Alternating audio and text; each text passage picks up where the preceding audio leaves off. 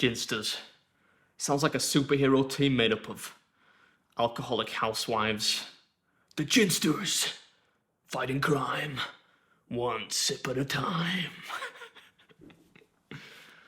Shut up, Adam.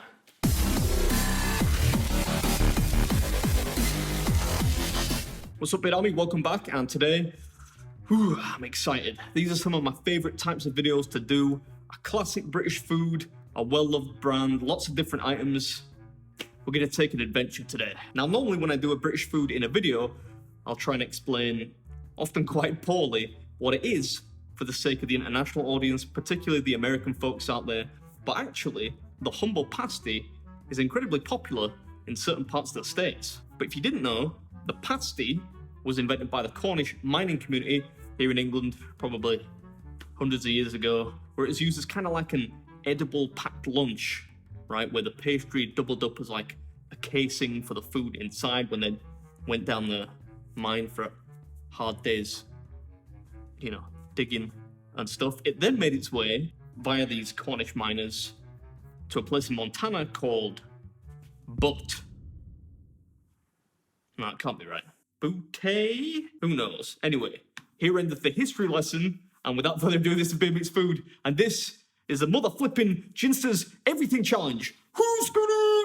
Alright, we'll put up a calorie count on screen and start the timer just for fun. I get the feeling this one's gonna be flakier than Mrs. Beard's scalp. She's not here, she can't do anything about it. No magical beaker this week. I seem to have lost it, like everything else in this house. Right, let's get started with one of the ones that I've cooked. I cooked these about 20 minutes ago. So we're gonna start with something which isn't technically a pasty. Very similar though. What's up, Beard Army? Welcome back to another video, and today we've got the entire Ginsters, or Ginsters, not entirely sure how you say it, pretty sure it's Ginsters, but the entire range, pretty much, minus one or two things, which I'll get into in the video.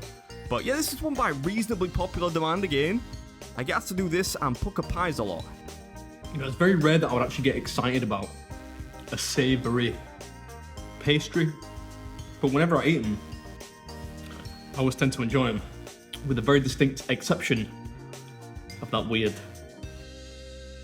steakless vegan steak bake from Greg's a few weeks ago. Right, let's do the chicken and mushroom slices. Yeah, so I started with the slices, and thankfully I heated most of these up, so they're hot at this point. Much nicer to eat when they're hot, very flaky and crisp. Started with the pulled pork slice and moved on to the very creamy chicken and mushroom. That reminded me of school dinners. It's quite rare that I ate school dinners as a kid. I used to take a packed lunch, but that reminded me of days when my mum felt a bit lazy, sent me to school, pasty for dinner from the school canteen. Right, next we'll do the chicken and bacon slice. Got to show you the middle of this thing. Oh. Doesn't look particularly appetizing, but it smells fantastic. Yeah, there's no two ways about it. I think pastries like these often don't look particularly appetizing. Certainly the filling is just some weird, ambiguous pink goo. But it smelled fantastic, and this chicken and bacon slice is one of my favourite items. It has a nice, deep, rich heartiness to it with some sweet, creamy overtones. Actually, sweet, creamy overtones would be a good name for a band. That one was the piri-piri chicken slice. I get the feeling this is more of an avant-garde edition. Probably not around in 1969 when this brand got started. But it was very yummy. That date is accurate, by the way. I did a small amount of research before today's video. Right, let's do the cheese and onion slice. And regardless of the brand, whenever I see a cheese and onion slice, it makes me think of Mrs. Beard, because she eats these, but without the filling. She just eats the crust. You gotta love that golden brown pastry crust. That's not a joke either. She'll legitimately buy cheese pastries and just eat the pastry part. Right, now it might look like I'm eating these kind of at random, but about half of them I cooked in advance because I knew it would take me a while to get set up and everything. So I wanted them to be slightly warmer. The rest I just cold. You can eat them cold, they're just a lot more laborious to chew through, but I've lost track of what I actually cook now, so let's do the vegan corn pasty. Come on now. Not all vegan food is bad. I got a lot of I thought I did quite a level-headed review of most of the vegan fast food options in that cheat day video a few weeks ago. That's pure nasty, that, man. But I got a lot of abuse from the vegan community for that. Even though I said the vegan sausage roll was very good. Yeah, I mean, most of the vegans out there are very level-headed, but I got some heat from the rather overzealous ones. It's the corn. It's the corn for me. I just can't. I don't enjoy it. I don't care if Ryan Giggs did advertise it in the late 90s. So we usually end up in the clubhouse and grill some burgers. Corn burgers. It never tasted good. Yeah, ain't that the truth? I remember, in fact, when we had the BSE scare, right, mad cow disease in England in the 90s, my mum just totally lost head, and she, instead of just banning me from eating beef and making me eat chicken, made me eat corn instead. No, thank you. Right, let's do the chicken tikka slice. Again, I get the feeling this is probably a new addition to the range. Look at that. It's opened up. All my eating buddies will be accusing me of kind of sabotaging the food. Yeah, it looks a bit spish, but I guess it just expanded in the oven. Oh. I guess you just have to take my word for it, though. I think we're moving on to the pasties now. Look at that. It's a behemoth. Yeah, I think when I got to the pasties, I realised this is going to be a real task. It's not over yet, believe me. These things are deep filled. Giggity. The next vegan option, Moroccan vegetable pasty. It's another big one, and I do actually usually enjoy Moroccan style dishes, so here we go. Forget the corn. This is my kind of vegan option. Now this is beautiful. This is vegan, but it's delicious. Those Moroccan flavors in there. I love that kind of sweet, fruity vibe you get in a lot of Moroccan savory dishes. So this works fine. It's just the corn that I disagree with. They are much harder to eat when they're cold, though. You just kind of get stuck here. Yeah, I don't normally mind eating cold food. I do it a lot, but these things are a different experience altogether when they're heated. I'll let you have a little sneak peek inside the pasty shell there. There's not quite as much filling in this one, which is disappointing, but it still tastes good. Yeah, what is this, the cheese and onion? That one was a bit cavernous, you know, not particularly generously filled. But again, I'm still having fun here. These are surprisingly very enjoyable. If my oven wasn't so noisy, I would have just left it on and baked these as I ate them, but it's really noisy. Even worse because there are still not many furnishings in here, which is why it echoes so much. It's not just because I'm a total amateur and I don't know how to fix the audio, so again I apologise for the echo. The filming room is almost done though. Got my new snazzy adjustable, it's like an electronic table thing that goes up and down. I seem like way too excited about that. Way too proud of the fact I just bought basically an adjustable desk. These things are getting stuffy now. Sausage roll! This just does what it says on the tin, really. Yeah, I mean, what can you say about sausage rolls, right? It was long, sausagey, reasonably pleasant. I'll give it like a 5 out of 10.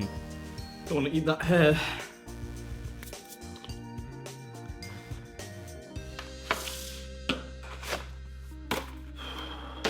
Now there's pretty much everything here from the Ginsters range apart from Scotch eggs and cocktail sausages because I couldn't find them.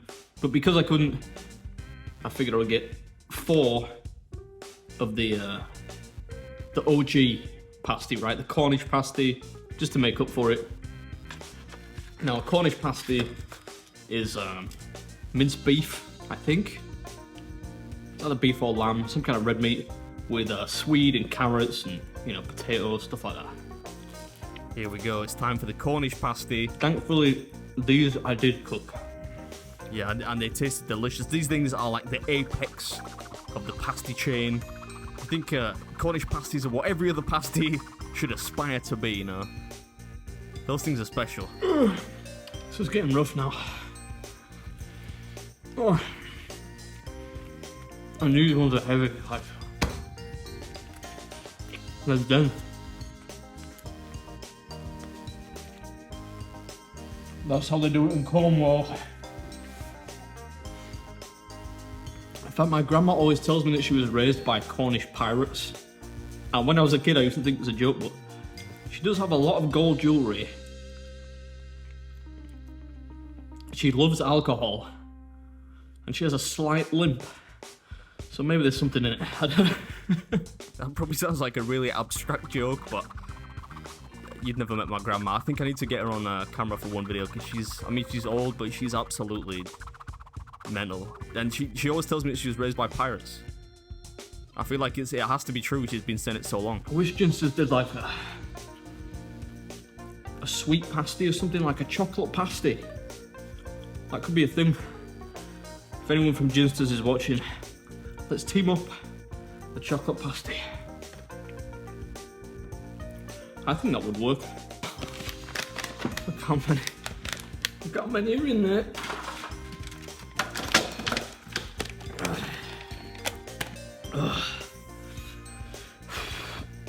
Don't get me wrong, I've enjoyed this, but it's getting difficult now. Yeah, watching this back is making me feel nauseous, because this part was really tough. Just going through even though they're miniatures, you know, bite size, going through just the cold, dense cheese and pastry at this point was not a lot of fun. I was thinking they were all going to be different fillings, different flavours. Oh, I got hiccups. But they're not. They're all just cheese.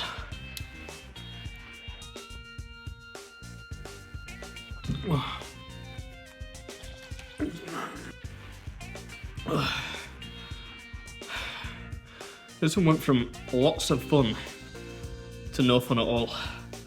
Like that. Right, when I'm finished with the pork pies, I'm sure you all know what the inside of a pork pie looks like, but just to give you the full experience, I thought I'd give you a close-up there. Just in case you'd never seen a pork pie up close before. Getting desperate now. I think that's the second time in 2 weeks I've had to loosen my belt. I think that's right. Need to get back in shape.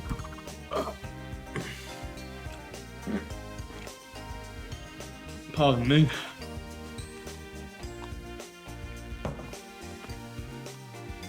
Wow. This is taking a long time.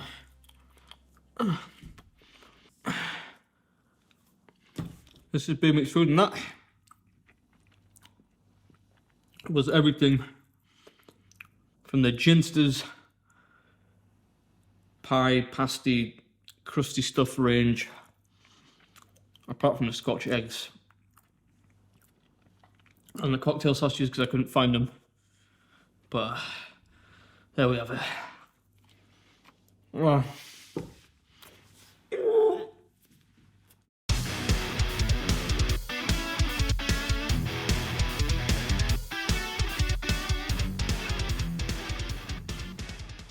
I think the chances of me going to the toilet for the rest of the week are pretty slim.